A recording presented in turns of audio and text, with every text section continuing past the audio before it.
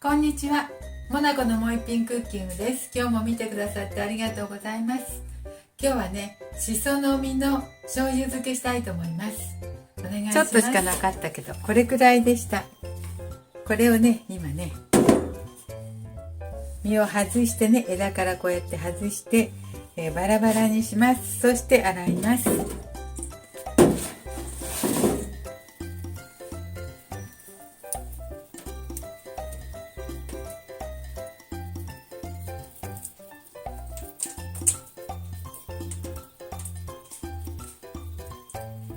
そぎますね。枝から小枝からそぎます。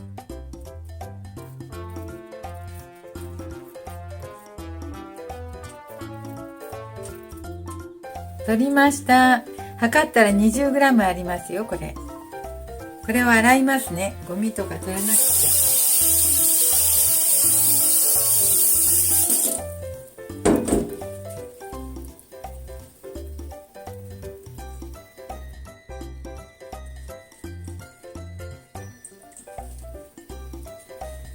少ないです。少ないけど20g でしたっけ、ね、ちょっとお湯に通しましょう。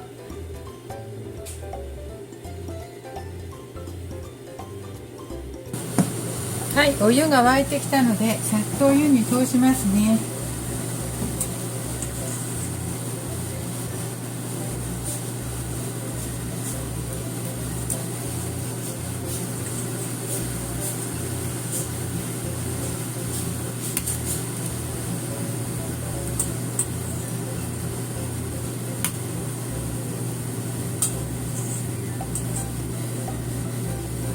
よいしょ。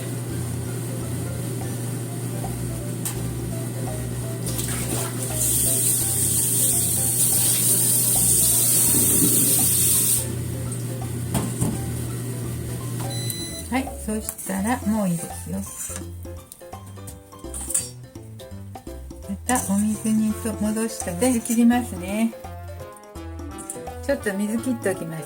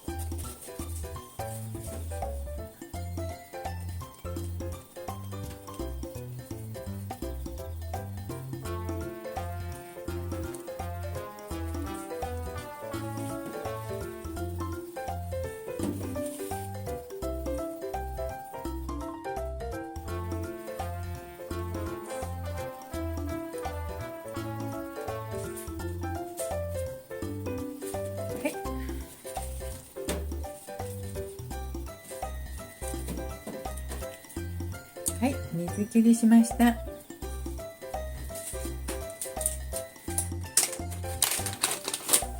これをね、ジップロックの袋に入れますよ。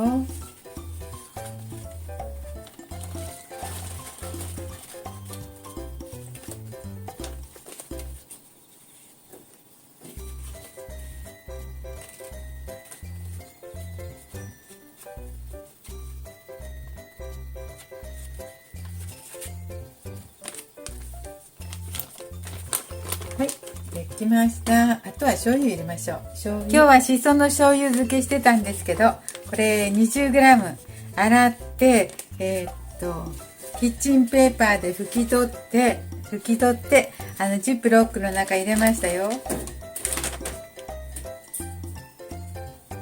醤油漬けなのでね、今度は醤油入れたいと思います。これ大さじ1/2杯なので、これを2杯